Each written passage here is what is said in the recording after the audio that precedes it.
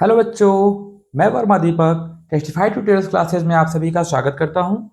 आज के इस लेक्चर में हम पढ़ने वाले हैं एक्सरसाइज 6A क्वेश्चन नंबर 34।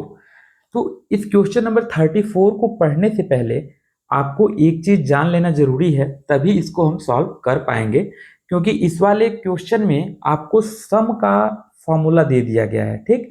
यानी कि nth टर्म का सम निकालना। अभी तक हमने nth टर्म का सम निकालना नहीं सीखा है और न तो इसका हमने फॉर्मूला सीखा है। क्यों? क्योंकि ये एक्सरसाइज 6B में आएगा, ठीक। और एक्सरसाइज 6B के सम वाला कुछ क्वेश्चन है ना, ये 6A में, एक्सरसाइज 6A में क्या कर दिया है, रख दिया है। इसलिए यहाँ पे उसको पहले हमको जान लेना जरूरी है।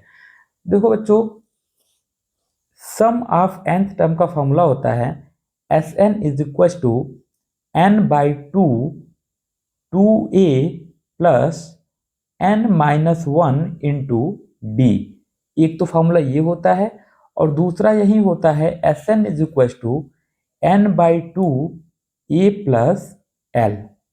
ठीक है बच्चों, यहाँ पर आपका a जो है वो है आपका फर्स्ट टर्म, n जो है वो है आपका नंबर ऑफ टर्म्स, d जो है वो है कॉमन डिफरेंस, ठीक। n जो है फिर से आपका नंबर ऑफ टर्म्स है और Sn मतलब कि nth नंबरों का सम क्या होगा, उसी को कहा गया है Sn, ठीक।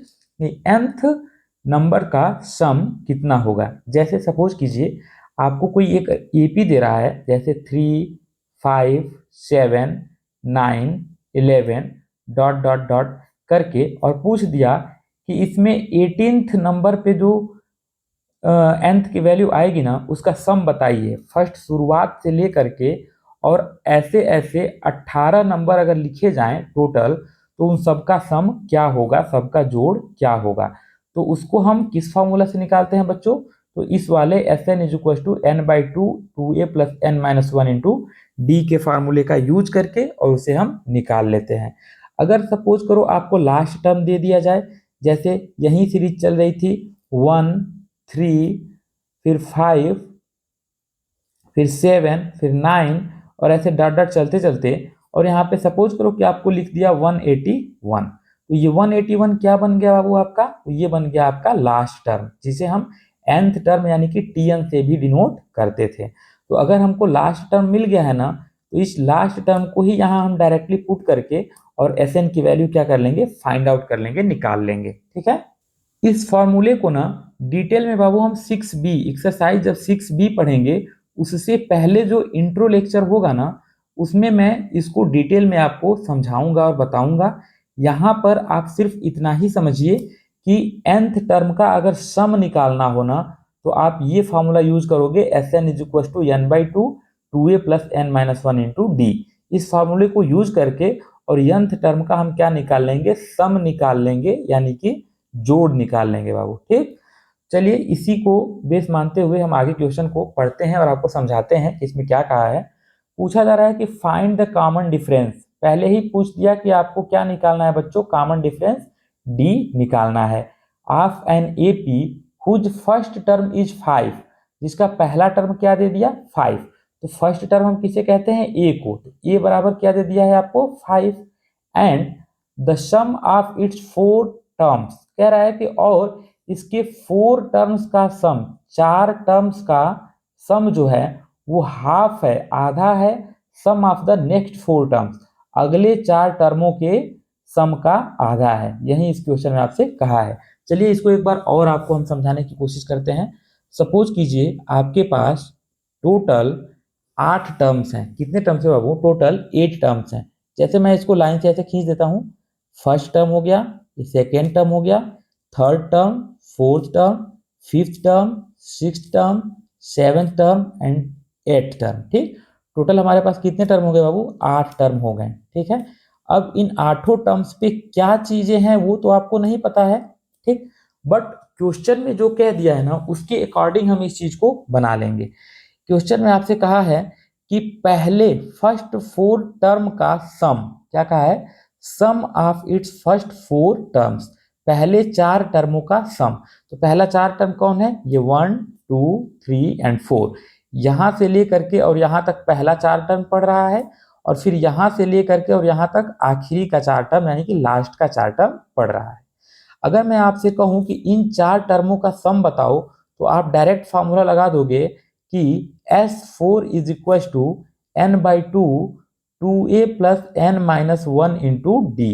ठीक है, जहां पे नंबर ऑफ टर्म्स कितने हैं, 4 हैं, तो n के जगह पे क्या रख लेंगे बाबू, 4 रख लेंगे हम। ठीक, लेकिन जब अगले 4 टर्म्स की बात होगी तो उसको निकालने के लिए हमें क्या करना होगा, हमें शुरुआत से जो भी हम ये Sn का फॉर्मूला पढ़ रहे हैं ना, वो बिगिनिंग से है, शुरुआत से है लगेगा आपका। ठीक, तो यहां से टोटल अगर हम S8 निकाल लें, यानी कि इन 8 टर्म का सम निकाल लें और उसमें से माइनस कर दे S4 को, यानी कि शुरुआत के 4 टर्मों को हम क्या कर दें, माइनस कर दें बाबू, तो लास्ट के आपके 4 टर्म मिल जाएंगे। शुरुआत के 4 टर्म को अगर हम पूरे टोटल 8 टर्मों में से माइनस कर दें तो ये बचा हुआ जो टर्म है वो हमको क्या हो जाएगा, मिल जाएगा। ठीक, आशा करते हैं इस चीज को आप समझ रहे होंगे अच्छे से।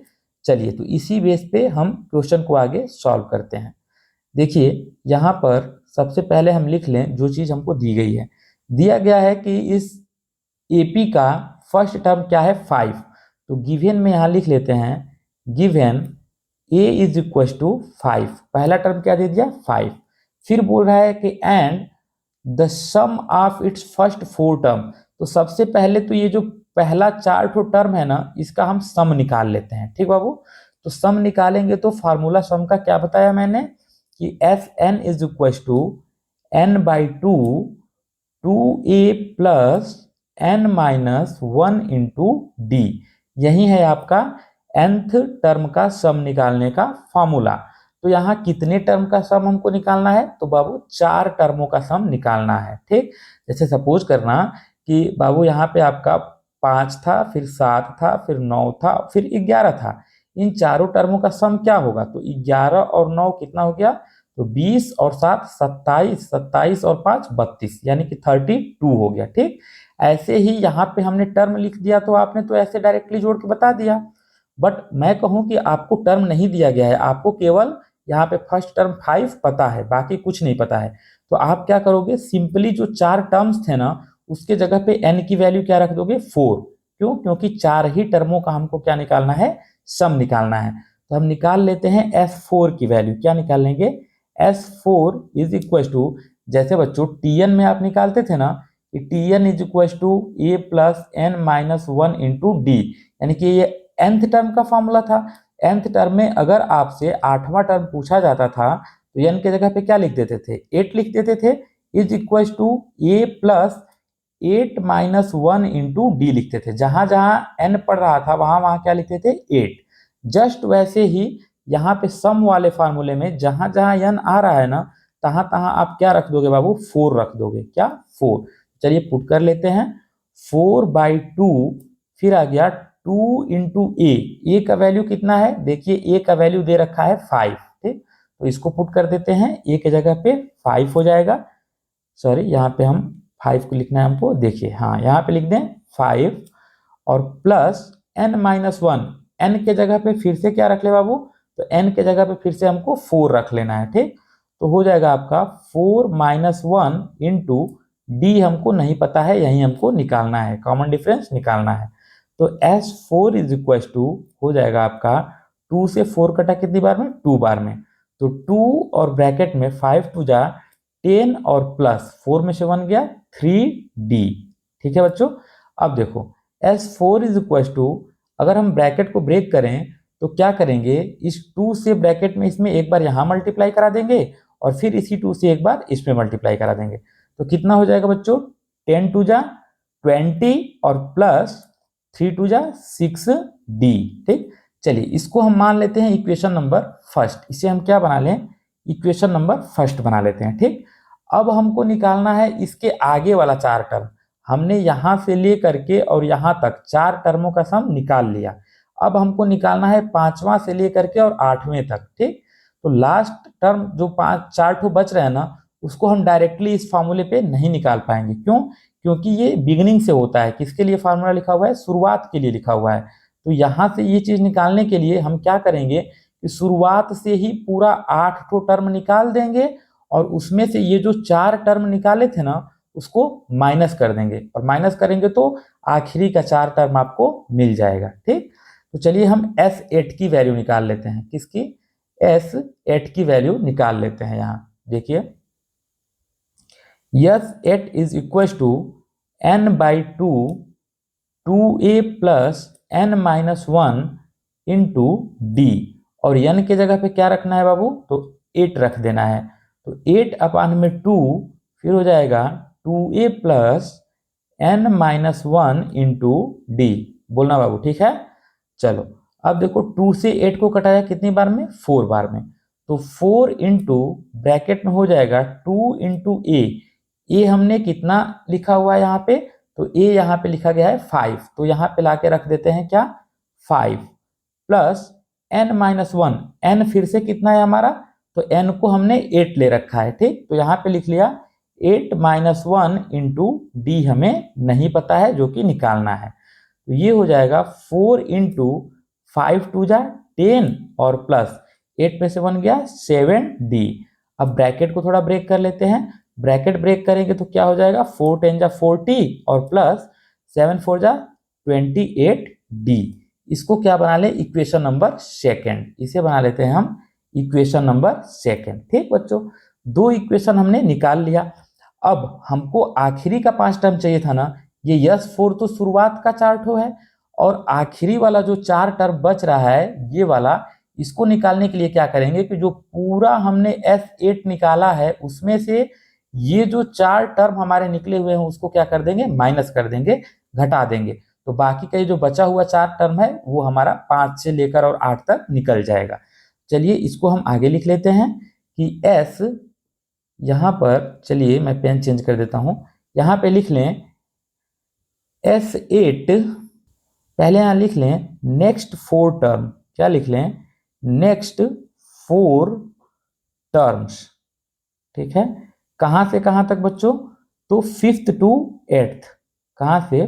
5th टू 8th, 5 से लेकर 8 तक के टर्मों का सम पहले हम लिख लेते हैं कितना हो जाएगा।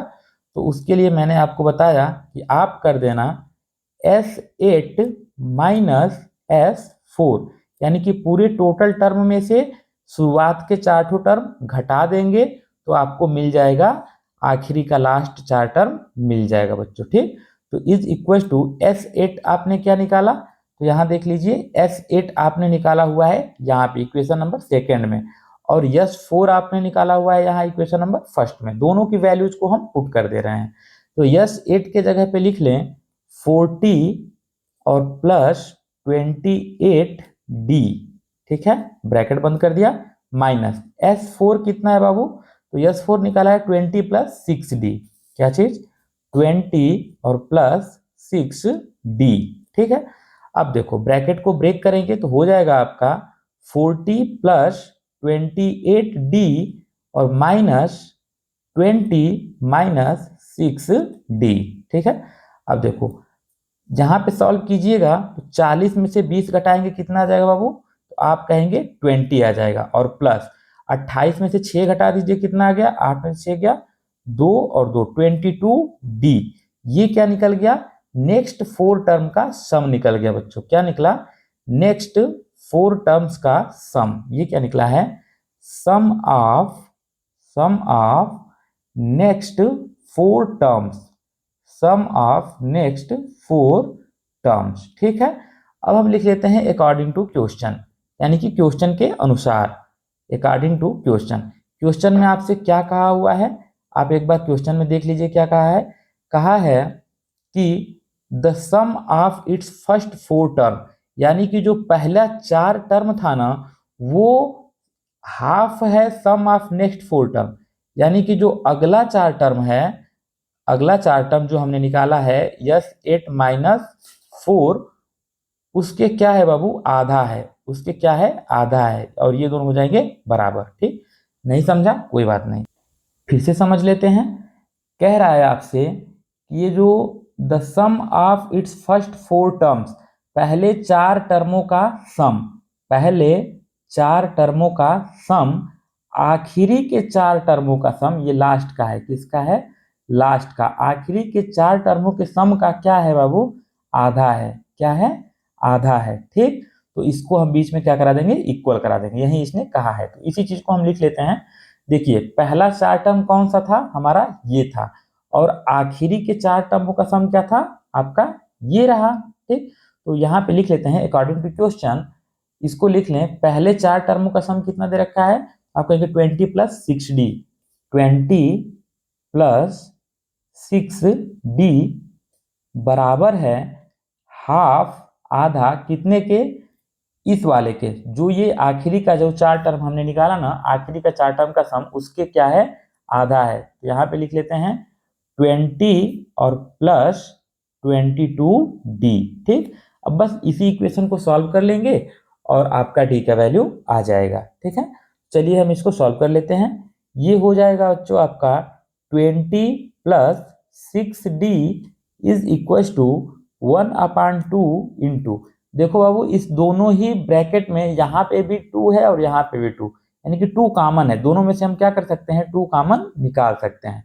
चलिए 2 कॉमन निकाल दिया तो बचेगा क्या, यहाँ पे 10 और प्लस 11d बच जाएगा। ठीक है, अब देखिए इस 2 से ये 2 क्या हो गया, कैंसिल हो गया, तो आप लिखिएगा 20 plus 6d is equal to 10 और प्लस 11d। ठीक, अब देखो 20 और 10 को इस साइड लेके आओ LHS में, तो हो जाएगा -10 is equal to 11d minus 6d।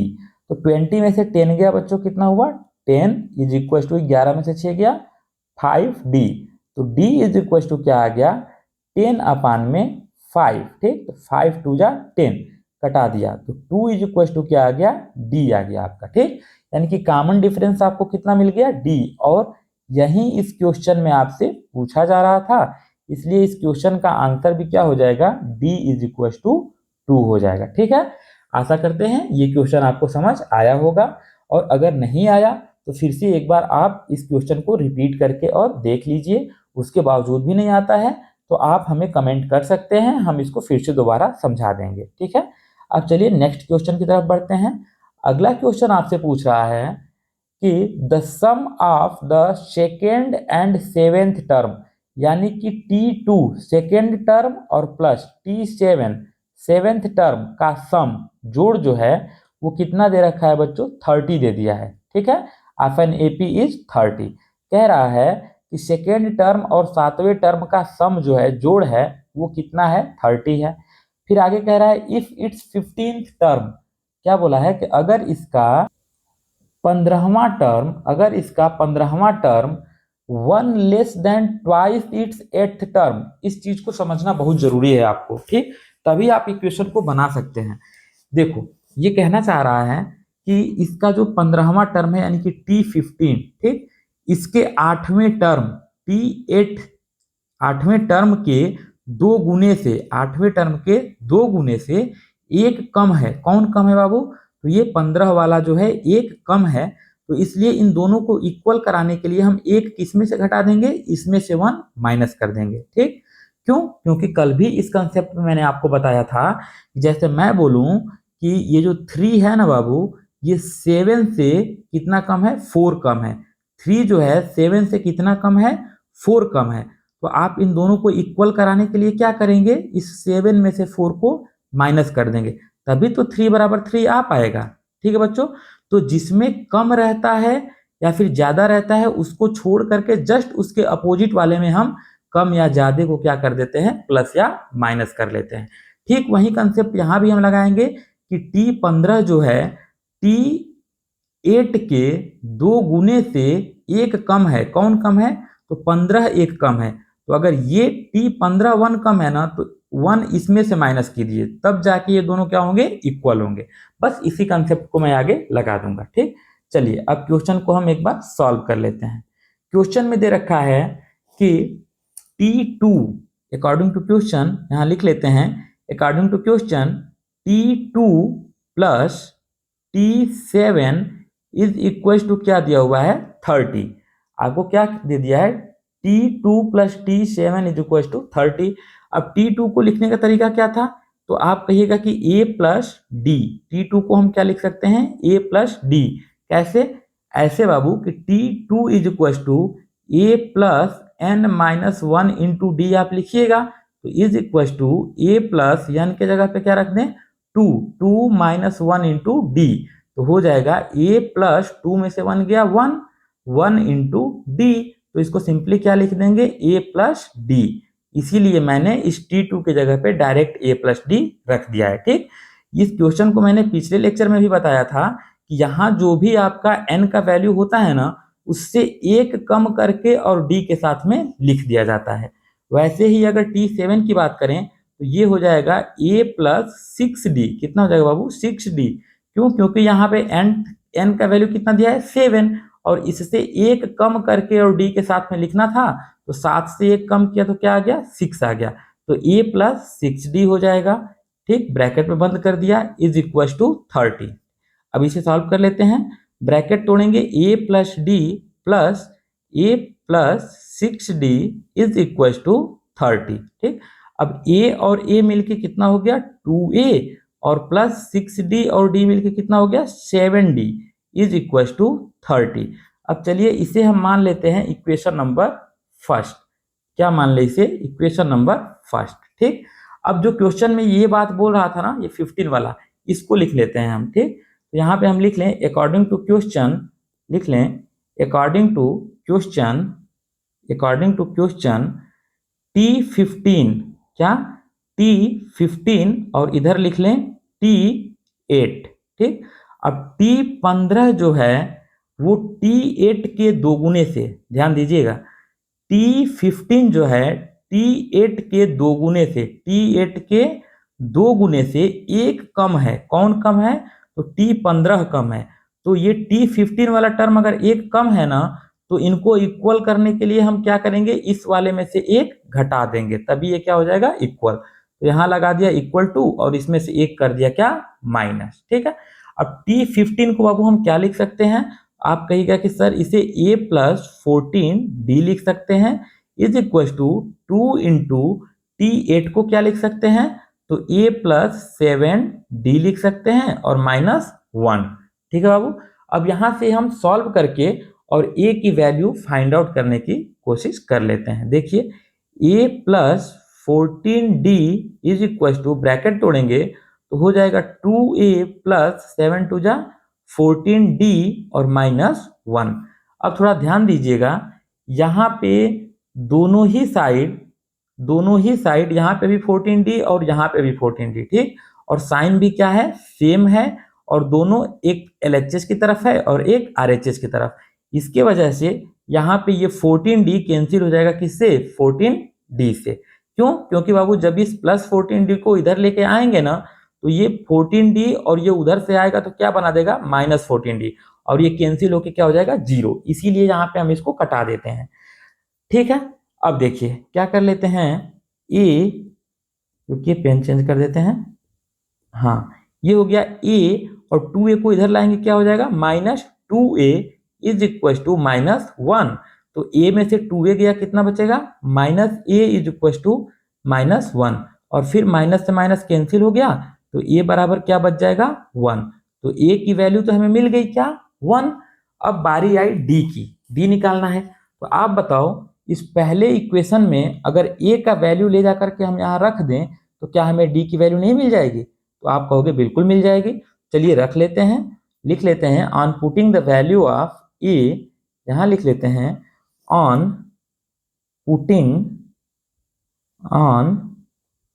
Putting the value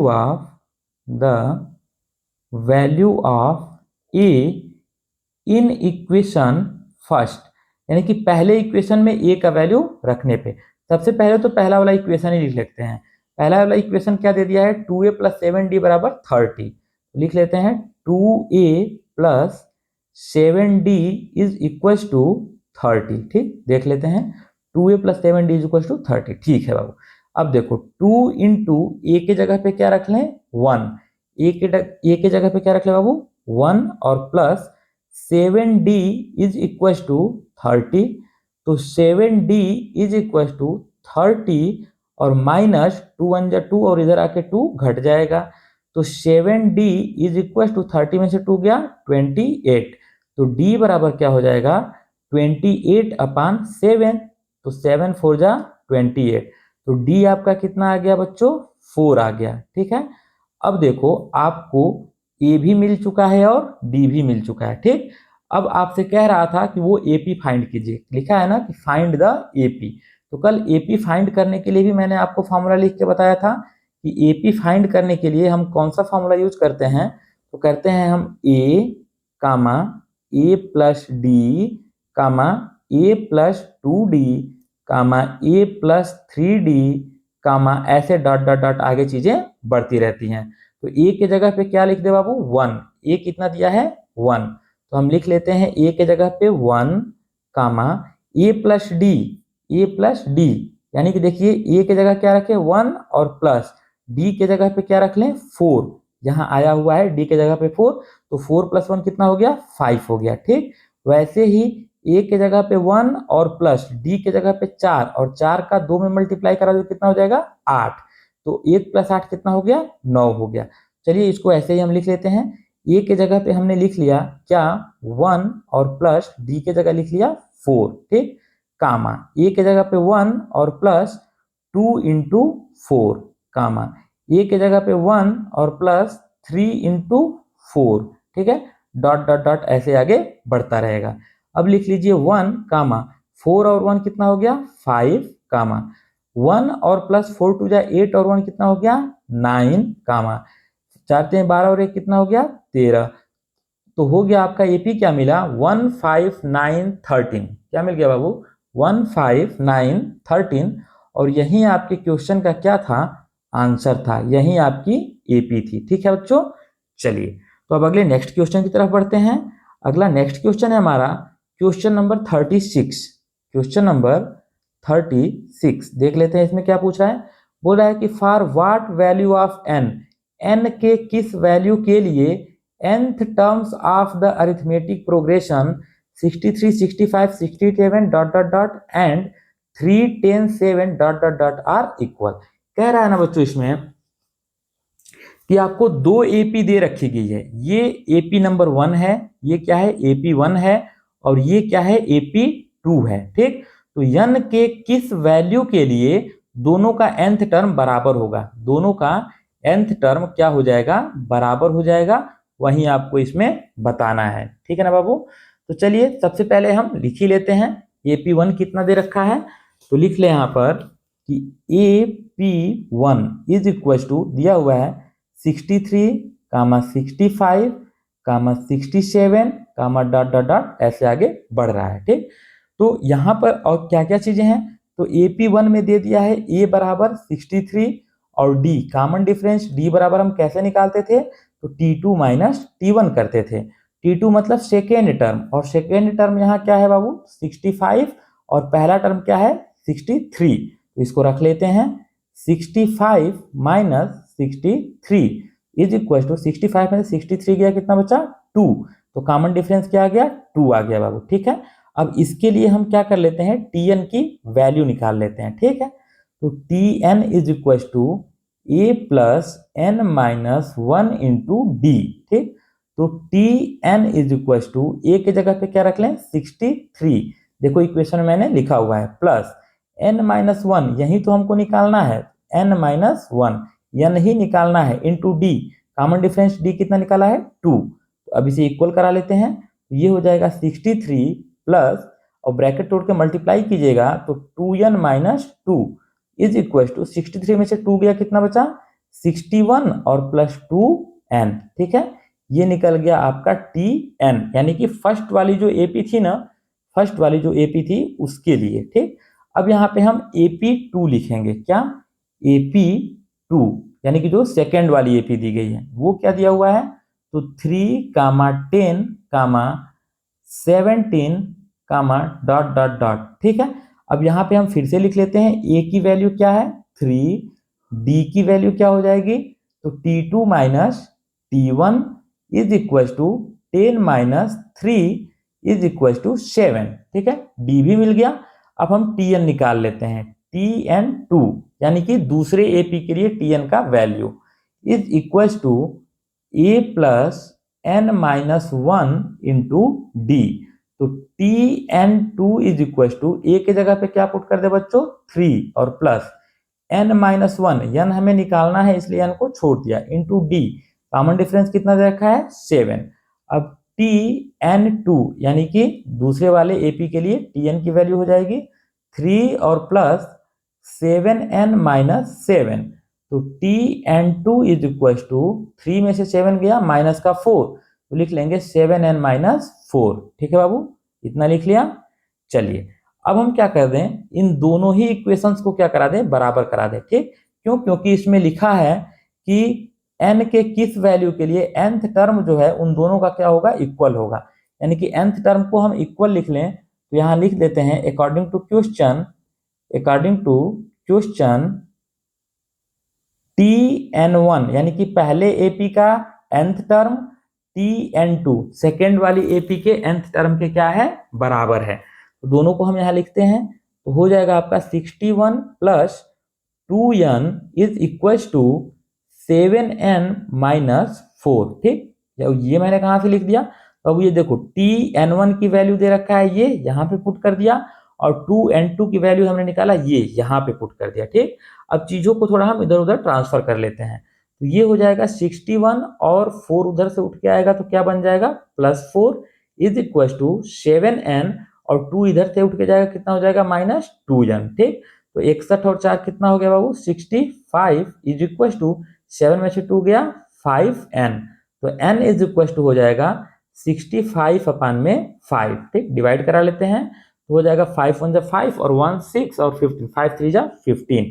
तो इसका आंसर कितना है बच्चों, 13 is equal to n, 13 is equal to n। यानी कि 13वें टर्म के लिए, क्वेश्चन के अकॉर्डिंग 13वें टर्म के लिए, 13th टर्म के लिए इन दोनों दी गई एपीज का nth टर्म क्या होगा बच्चों, इक्वल हो जाएगा। ठीक, यही इस क्वेश्चन में आपसे पूछा जा रहा था और यही इस क्वेश्चन का आपका क्या था, आंसर भी था। ठीक है, यही इस क्वेश्चन का क्या था, आंसर था। ठीक, आशा करते हैं आपको ये लेक्चर समझ आया होगा।